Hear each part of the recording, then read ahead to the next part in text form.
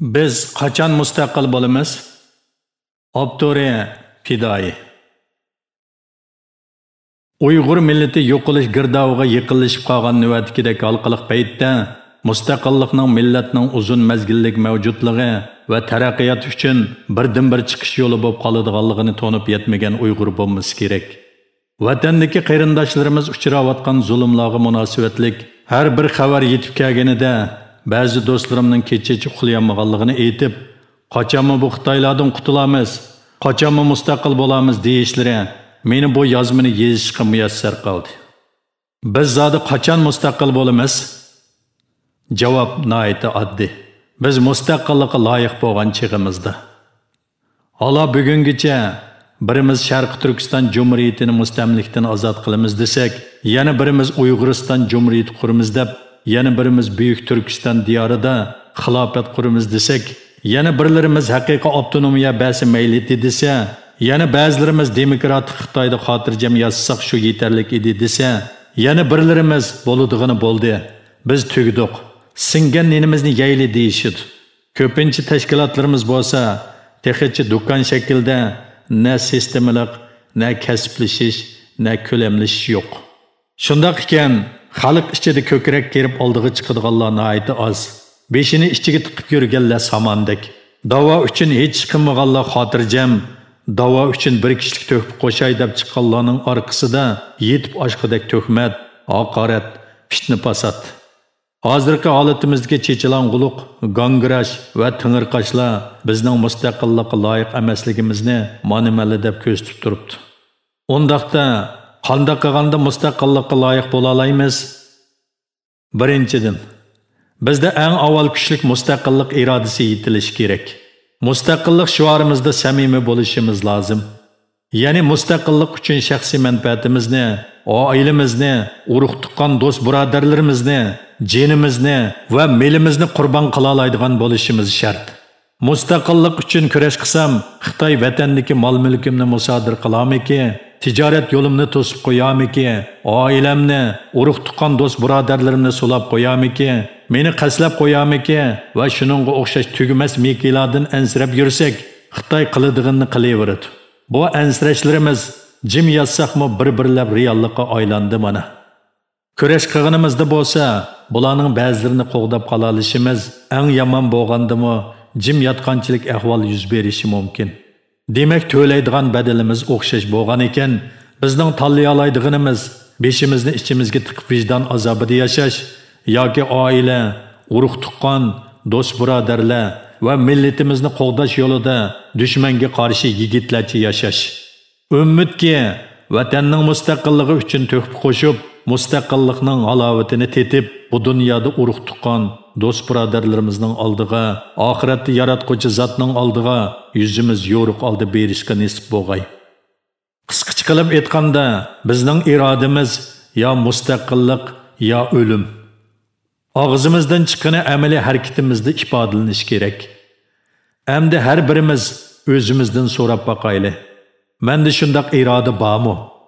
Bo'lsa, shu irodamda qanchalik samimiyatim bor?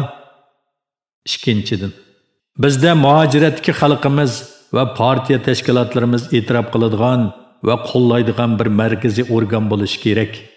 Bu organ xalqaro munosabatlarda xalqimizga vakillik qila olishi, mustaqillik kurishining har qaysi sohalarida yetakchilik va nazorat rolini o'ynay olishi, vaqti kelganda vaqtli hukumat tashkillab, vatanning idora huquqini tamtirmasdan o'tkazib olib, toki xalq ichida adil saylam uyushtirib, funksiyalari to'liq bo'lgan bir davlat sistemasini barpo qila oladigan iqtidorga ega bo'lishi kerak. Agar undoq bo'lmaydi ekan, Xitoy atil vayron bu parchalanib ketgan taqdirdami, vatanimiz yanada Chinchongo boshliq bir o'chim Xitoyning qo'liga qilishi va yangi hokimiyatning mustahkamlanishi uchun xalqimizning keng ko'lamli qirg'inchilikqa uchrashi turg'anli gap. Markaziy organni vujudga chiqarmasdan umr bo'yi hozirgi ahvolimizni davom qilsakmi, mustaqillik bizga nasib bo'lmasligi mumkin. Chunki fursat tayyorligi baloga, tutolganlarga mansub bo'ladi. Mayli Xitoyning iqtisodi chekinib Xitoy davlati ojizlasin, mayli Xitoy Amerika bilan urushga kirib qolsin, hattoki parchalanib ketsin, bizning hozirgi ahvolimizda bu fursatlarning hech qaysini tutammaymiz. Faqat ko'zatguchi, vaqt chekguchi bo'lib qolamiz. Undaqda markaziy organni qanday qurib chiqamiz? Buning uchun birinchi qadamda tashkilotlarimiz a'zolik tuzumini yo'lga qo'yishi yoki partiya shakliga o'zgarishi kerak. Xalqimizmi o'zi to'g'ri ko'rgan partiya tashkilotlariga a'zo bo'lib, a'zolik badal puli to'lash, o'rinlashtirilgan faoliyatlarga aktiv ovoz qo'shish orqali da'voga amaliy kuch chiqarishi lozim. Mavjud partiya tashkilotlarining hech qaysini to'g'ri ko'rmaganlar o'zlari yangi bir partiya tashkilotini qurib chiqsinki, da'voga qatnashmaslikni nomus deb bilishi shart. Toki muhojiratda ma'lum partiya tashkilotlariga a'zo bo'lmagan, birmi Uyg'ur qolmaganida xalqning kuchi butunlay da'voga markazlashgan bo'ladi. Tashkilotimizmi kuchaydi. Ikkinchi qadamda a'zo to'plashga muayyan muddat belgilanib, shu muddat to'shqanda a'zo soni muayyan sondan oshgan partiya tashkilotlar a'zo soniga qarab har muncha a'zoga birdan vakil chiqaradi. A'zo soni muayyan songa to'shmagan partiya tashkilotlar boshqa cho'ngroq partiya tashkilotlariga qo'shilib yoki o'ziga o'xshash kichik tashkilotlar bilan ittifoq tuzib o'rtaq vakil chiqaradi. Har qaysi partiya tashkilotlar chiqargan bu vakillardan bir markaziy organ shakllanadi va yuqorida aytilgan funksiyalarni o'taydi. Bu loyiha qarmoqqa ko'na va cho'ngroq partiya tashkilotlarimizga odil bo'lmagandek tuyulishi mumkin. Ammo vatan mustaqilligi uchun foydali bo'ladigan to'rdan tushib, yangi yoki kichik tashkilotlarimiz bilan barobar hamkorlash kerakligini tashkilot rahbarlarimiz obdan biladi deb o'ylayman. Chunki vatan mustaqilligi har qanday shaxs va tashkilotning manfaati 100 obro'ydan cho'qim ustun turishi kerak. Koni tashkilotlarimiz davoni mushu bo'yicha davom qilib keldi. Xalqimiz bularning to'kpisiga ko'z yummasligi, ularga ko'ngil to'ridan o'rin berib, qahramonlik muomalasini qilish kerak albatta. 3-dan partiya tashkilotlarimiz kasblashishi, sistemlashishi, har ishning beshida shu ishning ahli bo'lishiga kapolatlik qilinishi kerak. Kasblashish deganda hamma tashkilot hamma ishga chatga olmasdan, qaysi tashkilotning qaysi sohada afzalligi bo'lsa, kuchini shu ishga markazlashtirish, o'zining sohasiga munosabatsiz ishlarni shu sohaga munosabatli tashkilotlarga yo'llab qo'yish kerak. Shundoq bo'lganda kuch markazlashida ish unumli bo'ladi, isrofchilik bo'lmaydi. Sistemlashish deganda tashkilot xizmatlari turlarga ayrilishi, aniq bo'lgan vazifa taqsimoti, nazorat, mukofot, jazo va saylam tuzumi bo'lishi, jamiyatga qarata suzuk bo'lishi kerak. Tashkilot iqtidorliqlarni jalb qila olishi, ishning ahli ish beshiga chiqa oladigan sharoit hozirlab berish kerak. Xalqimiz ichidagi qalam bilan shug'ullanmaydiganlar cho'qim alamga tayyorlik qilishi kerak. Qallimizda shu aniq bo'lsinki, vatanimizning shart-sharoitida tinchlik bilan mustaqil bo'lish deydigan ehtimollik yo'q. Boshqalar urush qilib ep berish ehtimolligi texmi yo'q. Boshqalar bizga qilib bera olsa, bizga harbiy aslahalar va siyosiy jihatdan yordam bera olishi mumkin. Ammo urush maydonida qon to'kadigan yanada biz bo'lishimiz lozim. Qarindoshlardan shuni so'rg'im kelib qoldi. Siz har kuni badan chiniqtiryapsiz, qurol etishni mashq qildingizmi? Mustaqillik ko'rishimizda asqatadigan texnika va mahoratlardan qaysilarini egalladingiz? 4-dan to'g'ri bo'lgan da'vo axloqini yetildirishimiz kerak.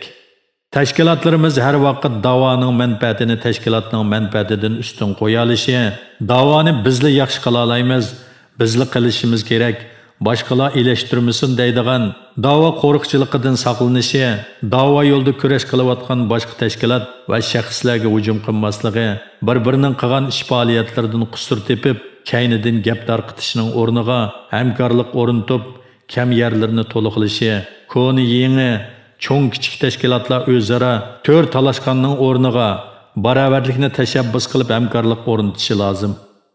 Xalqimizmi tashkilot va shaxs ayirmasdan da'vo uchun foydali ish qilganlarni ilhomlantirishi, qo'llashi, qo'g'dishi, mukofotlashi, da'vo uchun ziyonli ish qilganlarni tili va qo'li bilan to'sishi, ilmiy yo'sinda yaxshilikqa yetaklashi, xatolashganda jahillik qilganlarga zarba bera olishi va yetim qoldirish kerak. Buning eng oddiy misoli Facebook va WhatsAppda bir yaxshi mazmun yo'llansa, uni maqtaydigan so'z yoki belgilarni yo'llab ilhom berish, ham bahrlash yoki boshqa to'plarga yo'llash. Nachar mazmundagi bir narsa yo'llansa, darhol inkas qaytirib, xatoligini ko'rsatib berish, ham bahrlanmaslik va yoki boshqa to'plarga yo'llamaslik. Boshqalarning xatoligini chiroyliqcha ko'rsatib berib, tuzatishga da'vat qilishning o'rniga g'ayvat yoki tuhmat qilganlarga darhol raddiya berib, jimiqtirish qatorliqlardir. Bu ish pul ketmaydigan, kuch ketmaydigan, har bir Uyg'ur tili va barmoqqa bilanlik qila oladigan nihoyat oddiy, ammo ahamiyati cho'ng ishlardandir. Afsus, hozir shuni qilolmayapmiz. Qo'limizdan kelmay emas, sal qarashdan yoki g'ururlikdan va yoki samimiyatsizligimizdan qilolmayapmiz. Xo'sh, o'tmishga salavat. Buningdan keyin qila olamdiq. Shuni aniq tonib yetaylikki, ziyonliq ishlarga ichimizda qarshilik ko'rsatib, teshimizda sukut qiladigan ojiz iymon bilan biz mustaqillikka loyiq bo'la olmaymiz. Xulos kalam, biz mustaqillikka loyiq bo'lgan minutdan boshlab, qisqa bo'lganda 2 yil, uzun bo'lganda 10 yil ichida mustaqilligimizni qo'lga keltirishimiz mumkin. Ko'pchilik bilan o'ylaganlarimizni o'rtoqlashish maqsadida bismillah deb bu tunji yozmani yozib chiqdim. Albatta men o'ttirg'i qo'ygan takliflar birdan-bir taklif emas. Yana boshqa har xil takliflarning mavjudligiga ishonchim komil. Qarindoshlarimizning xatoliklarimizni ko'rsatib berishini va o'z ko'z qarashlarini o'rtoqlashishni umid qilaman. 2020 yili 12 aprel